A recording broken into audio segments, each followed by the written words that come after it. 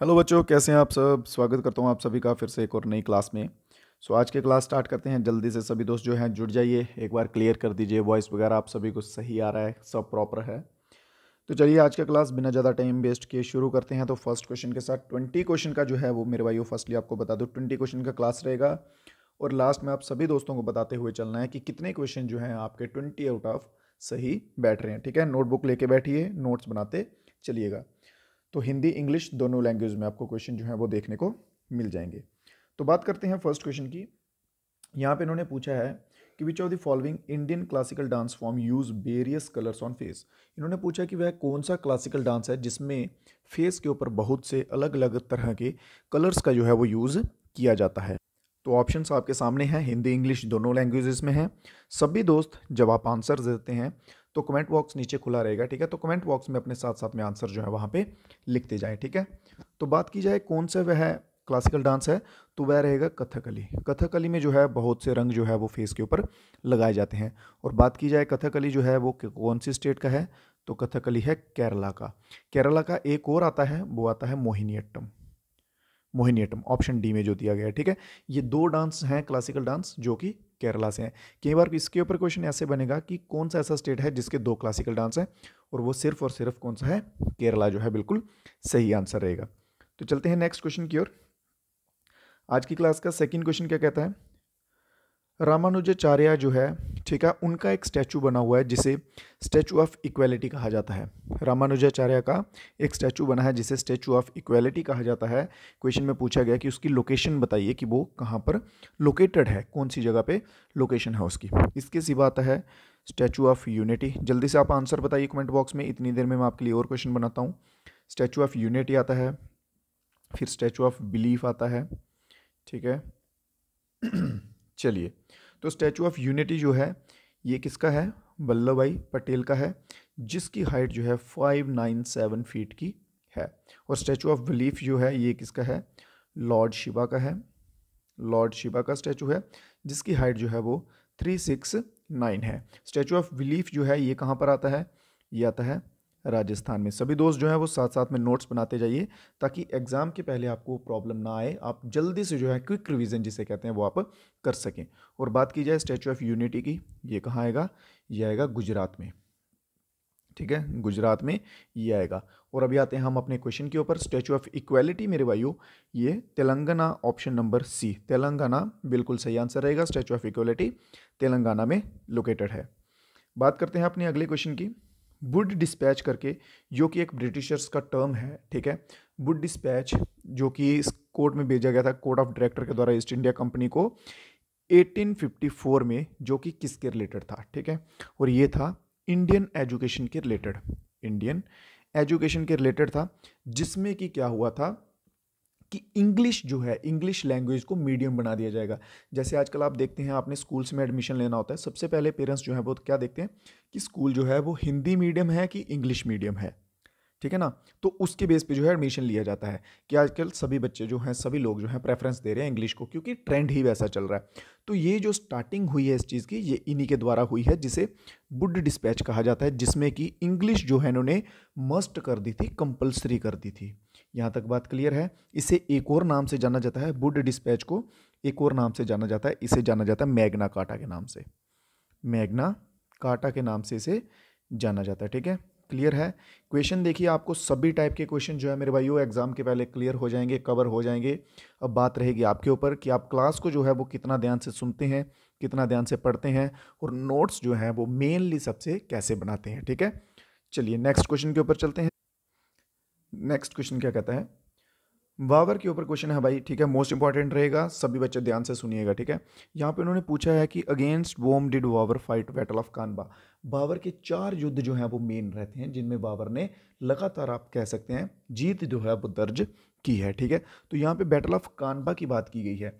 मैं इसकी आपको एक ट्रिक बताता हूँ याद करने की। ठीक है, बाबर के युद्ध 1, 2, 3 और 4। ठीक है, ये फोर बैटल्स हैं बाबर की। पान खा गरचल, पान खा जस्ट मिनट चलगर। ठीक है, पान खा चलगर, ये आप याद रखिए तो समझिए आपको बाबर्स की बैटल जो है वो याद हो जाएंगे।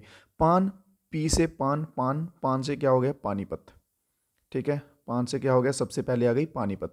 फिर खा, खा से खानबा, खानबा हो गया।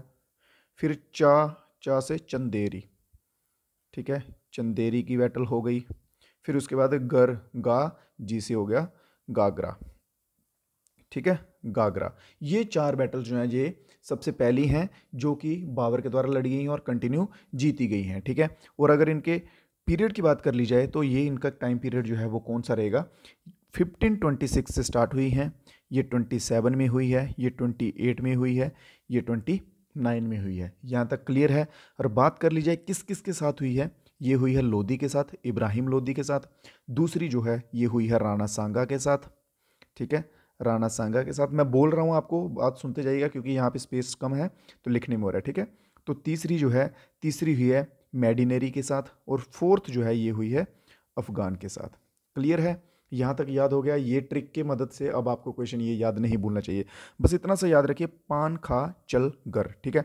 अगर आपको ये ट्रिक पसंद आई है तो एक बार कमेंट में हेलो लिख दीजिए कि हाँ सर हमें ट्रिक जो है वो पसंद आई है, तो हम आगे के क्वेश्चंस में भी ऐसी ट्रिक्स जो है वो अप्लाई करते रहेंगे। तो जल्दी से अब इसका आंसर आने दीजिए कि खानवा का जो बैटल है, ठीक है, ये कब हुआ था, 1527 में हुआ था, और किसके साथ बैटल हुई थी, तो राणा सांगा।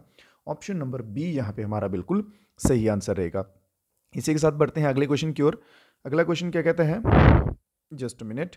अगला क्वेश्चन कह रहा है कि इलेक्ट्रोमैग्नेटिक वेव्स को सीक्वेंस वाइज लगाना है लॉन्गेस्ट वेवलेंथ से शॉर्टेस्ट वेवलेंथ की ओर, लॉन्गेस्ट वेवलेंथ से शॉर्टेस्ट वेवलेंथ की ओर।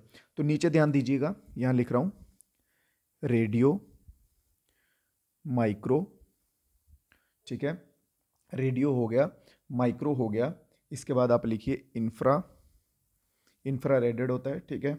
फिर विजिबल,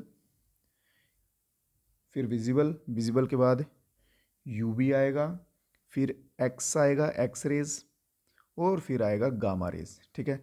आपको मेरे भाइयों सब टाइप से करवाऊंगा, इजीली करवाऊंगा समझा के, बस आपका जो है वो फोकस होना चाहिए क्लास पे। तो यहाँ से बात करते हैं लॉन्ग की, ठीक है, लॉन्ग से हमने शुरू किया है और शॉर्ट पे हम आके रुके हैं। तो बात कर ली जाए, ये इनका सीक्वेंस है, ठीक है, ये इनका सीक्वेंस है। तो सबसे अगर बात की जाए सबसे लॉन्गेस्ट जो है वो कौन सा है, तो रेडियो वेव्स, फिर उससे कम दूसरे नंबर पे माइक्रो, तीसरे नंबर पे इंफ्रा, फोर्थ नंबर पे विजिबल, पांचवें नंबर पे यूवी, और छठे नंबर पे एक्स रेज, और सबसे कम जो है वो शॉर्टेस्ट वेवलेंथ जो है जिसकी बोली जाती है वो कौन सी आएंगी, गामा रेज, ठीक है। क्लियर है, तो अब जहां से आंसर आपको पता चल जाएगा, तो ऑप्शन नंबर बी देखिए, रेडियो जो है सबसे ज़्यादा होती है, ठीक है, फिर उससे कम माइक्रो, फिर इंफ्रा, फिर विजिबल, जो कि बिल्कुल सही सीक्वेंस में लगा हुआ है। ऑप्शन नंबर बी हमारा बिल्कुल सही होगा। तो इसी के साथ साथ सभी दोस्तों को वीडियो को लाइक करते हुए चलना है, और जो कुछ भाई हमारे साथ नए जुड़े हैं चैनल को सब्सक्राइब कर लीजिएगा। डिस्क्रिप्शन में लिंक दिया होगा व्हाट्सएप ग्रुप का, वो भी आप ज्वाइन कर लीजिए, वहाँ पे आपको जो भी अपडेट्स रहेंगे वो टाइमली आपको मिलते रहेंगे। तो बढ़ते हैं इसी के साथ नेक्स्ट क्वेश्चन की ओर। यहाँ पे पूछा गया है, क्वेश्चन में क्या बोला गया है, उन प्लांट्स का बताइए जो प्लांट्स डेजर्ट कंडीशंस में सर्वाइव कर लेते हैं, उन्हें क्या कहा जाता है। जो प्लांट्स डेजर्ट कंडीशन में, डेजर्ट कंडीशन में कहने का मतलब सिंपल सा इतना ही है कि जो पानी की कमी के बिना रह लेते हैं, ठीक है, उन्हें कहा जाता है जीरोफाइट्स, ठीक है, जीरोफाइट्स जो है वो कहा जाता है। कुछ कुछ केसेस में जो है फाइट्स की जगह, इसकी जगह मॉर्फिक होता है लिखा हुआ, ठीक है, क्या लिखा होता है, मॉर्फिक लिखा होता है। तो आप ये एक ही आप समझ सकते हैं, एक ही कैटेगरी में, ठीक है। ज़ेरोफाइट्स या ज़ेरोमॉर्फिक जो है ये इन प्लांट्स को कहा जाता है कि जो डेजर्ट्स की कंडीशन में सर्वाइव करते हैं। क्लियर है यहाँ तक। नेक्स्ट क्वेश्चन पे चलते हैं। किसी क्वेश्चन में कोई डाउट रह जाए मेरे किसी भाई को तो आप कमेंट बॉक्स में पूछ सकते हैं, ठीक है। तो नेक्स्ट क्वेश्चन है मुगल एम्पायर के ऊपर है कि इनमें से कौन सा मुगल एम्पायर है जिसने अटेम्प्ट किया, वेंडलाइज होता है तोड़ना, नष्ट करना, Kailash temple at Ellora caves. Ellora में जो कैलाश टेम्पल है उसको नष्ट करने का जो है वो अटेम्प्ट किसके द्वारा, कौन से मुगल एम्पायर के द्वारा किया गया है। और यहाँ पे मैं सबसे एक और इंटरेस्टिंग सी बात बताने वाला हूँ इस मुगल एम्पायर के रिलेटेड, ठीक है। तो हमारा आंसर जो है वो औरंगजेब रहेगा, ठीक है, औरंगजेब रहेगा। औरंगजेब ने जो है वो इम्प्लॉय किया था 5000 पीपल्स को फॉर 3 ईयर्स, ठीक है, 5000 बंदों को रोजगार दिया भाई औरंगजेब ने 3 सालों के लिए, सिर्फ और सिर्फ किस काम के रिलेटेड, एक मंदिर तोड़ने के रिलेटेड, एक मंदिर तोड़ने के रिलेटेड। और 3 सालों के बाद भी ये लोग जो हैं वो फेल हो गए। ठीक है, फिर भी जो है मंदिर नहीं तोड़ पाए। इसे आप भाई बहुत ही एक इंटरेस्टिंग फैक्ट कह सकते हैं, ठीक है, कि 5,000 लोगों को लगातार 3 सालों तक रोजगार दिया है और फिर भी वो उसमें नाकामयाब रहे हैं। तो चलिए बात करते हैं अगले क्वेश्चन की। चैट बॉक्स की बात की है, यहाँ पे चैट बॉक्स बोले तो एआई, ठीक है, एआई भी होना चाहिए यहाँ, एआई चैट बॉक्स, ठीक है। तो एआई चैट बॉक्स जो है UIDAI आधार कार्ड के रिलेटेड जो है उसका नाम क्या है। इस पे आप आधार कार्ड के रिलेटेड कोई भी क्वेरीज हो इस आप एआई टूल से जो है वो पूछ सकते हैं। तो उसे किस नाम से जाना जाता है, उससे जाना जाता है आधार मित्रा के नाम से, ठीक है, आधार मित्रा के नाम से। और करंट अफेयर्स को देखते हुए एक और क्वेश्चन लिख लीजिए, गूगल के एआई का नाम, गूगल के एआई का नाम एआई कहिए या फिर आप चैट बॉक्स कहिए, ठीक है। इसका पहले जो नाम था, पहले नाम था वार्ड करके, ठीक है। अभी फरवरी 2024 में जो है इसका नाम चेंज करके क्या कर दिया है, जेमिनी कर दिया है, जेमिनी जो है इसका नाम कर दिया गया। ये क्वेश्चन बन सकता है आपका करंट अफेयर्स के रिलेटेड, ठीक है। तो फेब 2024 में जो है जेमिनी कर दिया है और पहले नाम था गूगल के एआई का वार्ड। अगले क्वेश्चन पे चलते हैं। चंगाई डांस जो है वो किस स्टेट से रिलेटेड है, चंगाई डांस किस स्टेट से रिलेटेड है। तो ये आपको लास्ट वीडियो में भी मैंने आपको करवाए थे। देखिए सभी वीडियोस में जो है ऑलमोस्ट धीरे धीरे करके क्वेश्चंस कवर करता जाऊंगा। जैसे मान लीजिए कि सेम टाइप का क्वेश्चन है, पहले दिन ABC बता दूंगा, फिर दूसरे दिन जो है DEF, तीसरे दिन GHI, ऐसे कर करके आपको A से लेके Z तक लास्ट लेवल तक आपको लेके चलेंगे। तो चंगाई डांस जो है वो किससे सिचुएटेड है, जहाँ एसोसिएटेड है, तो वो हमारा रहेगा कौन सा, नागालैंड। बात करते हैं महाराष्ट्र की, तो लावनी, लावनी आ जाएगा हमारा महाराष्ट्र में। लावनी के सिवा हमारा आ जाएगा यहाँ पे पोवाड़ा, पोवाड़ा और डिंडी, ठीक है, पोवाड़ा और डिंडी आ जाएगा। फिर इसके सिवा बात कर लेते हैं हम अपनी झारखंड की। झारखंड में दो आते हैं मेन, जुमैर, ठीक है, और आर भी आएगा साथ में, और इसके साथ चाऊ, ठीक है, ये इंपॉर्टेंट दो रहेंगे। बात करते हैं मध्य प्रदेश की, तो मध्य प्रदेश में जवारा मटकी, ठीक है, जवारा और मटकी, जवारा और मटकी, ये दो दो तीन तीन करके आपको जो है वो मैं कंटिन्यू जो है याद करवाता जाऊंगा आपको, और आपका काम अभी आगे याद करना है इनको। तो नेक्स्ट क्वेश्चन पे चलते हैं। नेक्स्ट क्वेश्चन क्या कहता है आज का, 10th national rural health mission जो है वो किस वर्ष में जो है वो लॉन्च हुआ था। नेशनल रूरल हेल्थ मिशन जो है ये लॉन्च हुआ था मेरे भाइयों 2005 में, और डेट की अगर बात कर ली जाए 12 अप्रैल 2005 में जो है नेशनल रूरल हेल्थ मिशन को लॉन्च किया गया था। यहाँ तक सभी दोस्तों को क्लियर है। और इसका मेन मोटिव क्या था कि लोगों को प्रोवाइड कराना अफोर्डेबल चीज़ें, अफोर्डेबल प्राइस में मेडिसिन, उनके हेल्थ के रिलेटेड क्वालिटी हेल्थ, ये सब चीज़ें रूरल टाइप के, जो रूरल साइड के लोग थे उन सबको, ठीक है। चलिए नेक्स्ट क्वेश्चन देखते हैं। इसी के साथ वीडियो को लाइक करते हुए आगे चलेंगे सभी दोस्त, और चैनल को सब्सक्राइब करते हुए भी। नेक्स्ट क्वेश्चन क्या कहता है, India's equestrian dressage team win gold medal after how many years in Asian Games. Equestrian dressage कौन सी गेम होती है भाई, नहीं मालूम, तो देखिए ये होती है हॉर्स राइडिंग। सिंपल लैंग्वेज में हॉर्स राइडिंग भी लिख सकते थे बट नहीं लिखेंगे, क्योंकि एग्जामिनर को बच्चे को घुमाना है, बच्चे को सीधे से जो है जवाब नहीं देने देना है, ठीक है। बच्चा यही वर्ड पढ़ के जो है भाई कंफ्यूज हो जाएगा। अगर जिसको मालूम होगा वेल एंड गुड, नहीं मालूम होगा बच्चे को तो घबरा जाएगा। तो इसकी बात की जाए तो ये 41 ईयर्स के बाद जो है हमें गोल्ड मेडल मिला है, 41 ईयर्स के साथ। तो ऑप्शन नंबर बी जो है इसमें बिल्कुल हमारा सही होता हुआ दिखेगा। तो नेक्स्ट क्वेश्चन पे चलते हैं। नेक्स्ट क्वेश्चन, जोया फैक्टर जो नॉवल है, the Zoya factor novel is written by, Zoya factor novel जो है ये किसके द्वारा लिखी गई है। चलिए जल्दी से बताइए, और साथ साथ में मेरे भाइयों सभी दोस्त कमेंट बॉक्स में आंसर भी देते जाया करो कि आपके क्वेश्चंस जो हैं वो कितने सही हुए हैं, क्लास जो है वो आपको कैसे लग रहे हैं, समझ आ रहे हैं कि नहीं आ रहे हैं, ठीक है।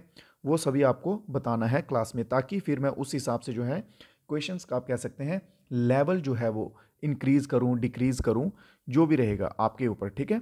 तो वो सभी आपको बताना होता है, कमेंट जो है वो क्लास में ज़रूर करने होते हैं कि क्वेश्चंस आपको कैसे लग रहे हैं, ठीक है। तो बात करते हैं जोया फैक्टर की। तो जोया फैक्टर जो है ये किसके द्वारा लिखी गई है, अनुजा चौहान के द्वारा। किसके द्वारा मेरे भाइयों, Anuja Chauhan, option number D बिल्कुल सही रहेगा। फिर इसके सिवा बात करते हैं हम गीतांजलि और चित्रा की। रविंद्रनाथ टैगोर जी के द्वारा ये दोनों जो हैं वो लिखी गई हैं बुक्स, ठीक है। गीतांजलि और चित्रा जो है रविंद्रनाथ टैगोर के द्वारा। बात कर ली जाए रघुवंशा की, ठीक है, तो ये लिखी गई है किसके द्वारा? कालिदास के द्वारा, कालिदास के द्वारा। और अकबरनामा की इसके बाद बात की जाए तो अकबरनामा अबुल फजल, अबुल फजल। एक आपसे क्वेश्चन करना चाहता हूँ मैं, ठीक है। आप मेरे को एक चीज़ बताइए कि जैसे अभी हम मिक्स चल रहे हैं, कि मिक्स टॉपिक वाइज क्वेश्चंस चल रहे हैं, वैसे आपको कंफर्टेबल है इस तरह से हम चलने दें कि आपको स्पेसिफिक टॉपिक वाइज क्वेश्चन चाहिए? अगर आपको स्पेसिफिक टॉपिक वाइज क्वेश्चन चाहिए तो डेफिनेटली हम टॉपिक वाइज क्वेश्चन जो हैं वो भी आपको कवर करवा देंगे, ठीक है। कमेंट बॉक्स में आप सभी मेरे को बता दीजिएगा। तो चलते हैं इसी के साथ अपने अगले क्वेश्चन के ऊपर। तो मेरे भाइयों, बात की गई है इसमें हम सभी के प्यारे केचप्स की, ठीक है, केचप्स जो हम सभी खाते हैं। सैलड्स की बात की गई है, बेवरेजेस की बात की गई है, ठीक है।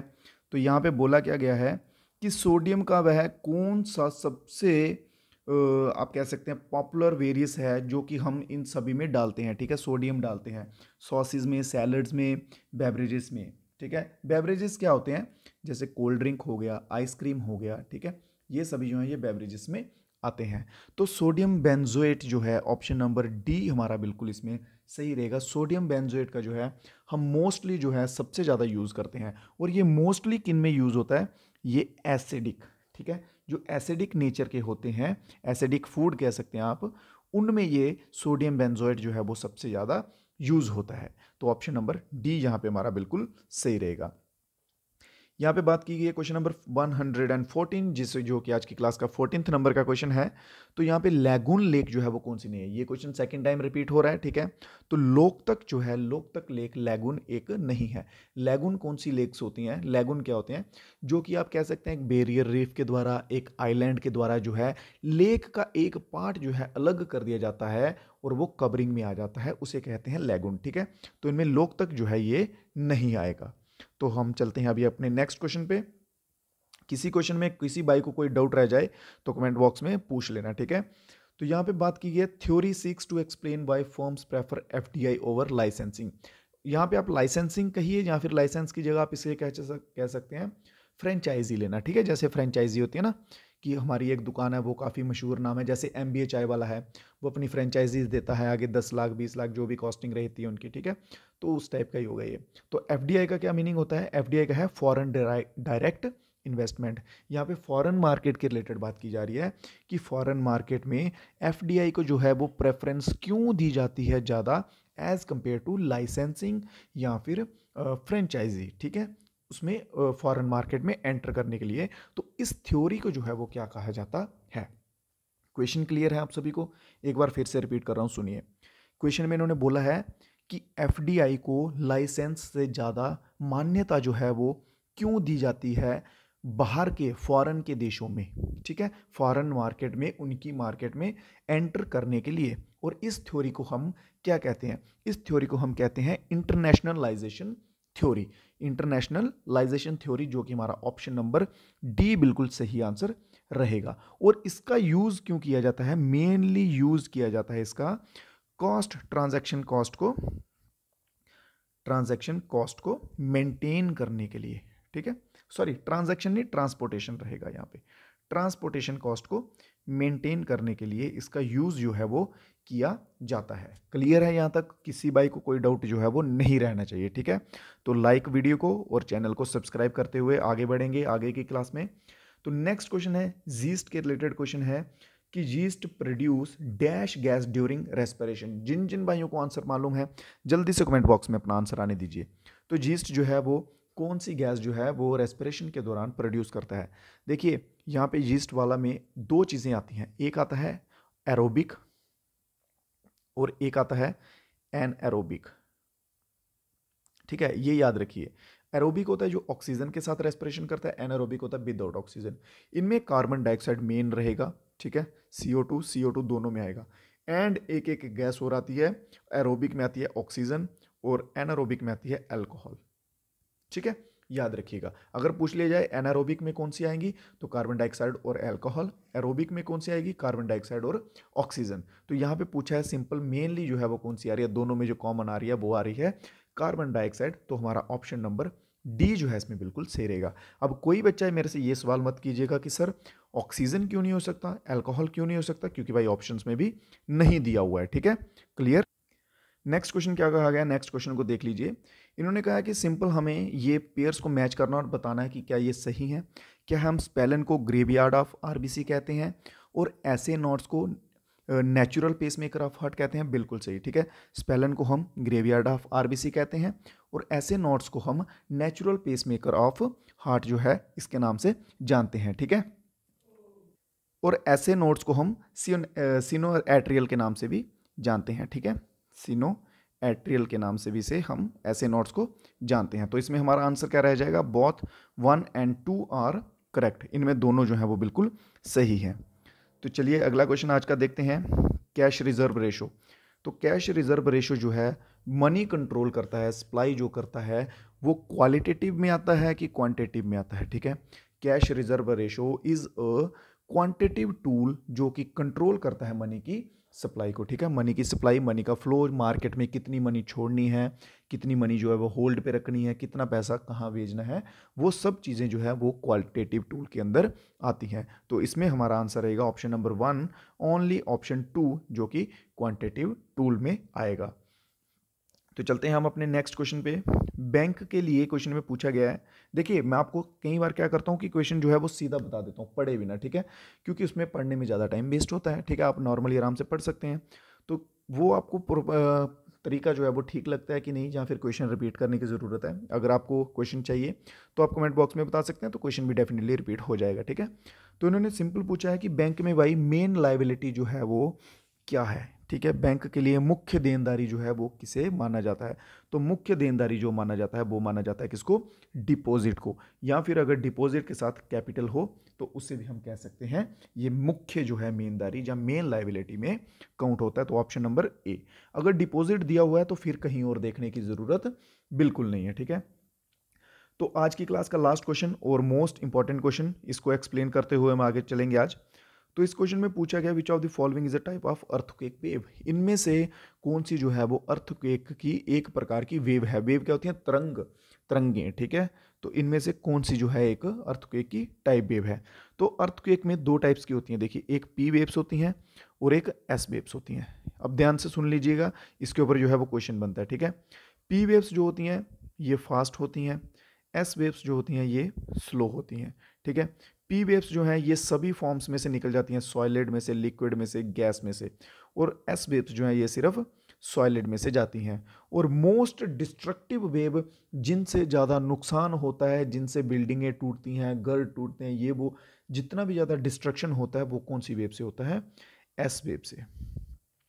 एस वेव खतरनाक वेव जिसे हम कह सकते हैं, जो जबरदस्त वाली वेव है वो होती है एस वेव, ठीक है। यहाँ तक क्लियर है सभी दोस्तों को, पी वेव और एस वेव में डाउट क्लियर हो गया। तो हमारा आंसर भी इसमें पी वेव जाएगा, क्योंकि C wave, B wave, D wave ये कोई वेव्स नहीं होती हैं। यहाँ तक सभी दोस्तों को क्लियर है। आज की क्लास के क्वेश्चंस जो है मेरे भाई हो चुके हैं। सभी दोस्त जाते जाते एक बार बता दीजिए कि 20 आउट ऑफ जो है वो आपके कितने क्वेश्चंस जो हैं वो हुए हैं, ठीक है। तो इसी के साथ आज का क्लास हम स्टार्ट करेंगे अपना ख़त्म। और सभी दोस्त एक बार वीडियो को लाइक कर दीजिएगा, ठीक है, याद से। और जो कुछ भाइयों ने अभी तक सब्सक्राइब नहीं किया है, और वीडियोस के लिए, आने वाले अपडेट्स के लिए चैनल को सब्सक्राइब कर लीजिएगा, ताकि आपकी कोई भी क्लास जो है मेरे भाइयों वो मिस ना हो। तो मिलेंगे हम नई वीडियो में नए क्वेश्चंस के साथ, तब तक के लिए दीजिए इजाज़त। जय हिंद, जय भारत।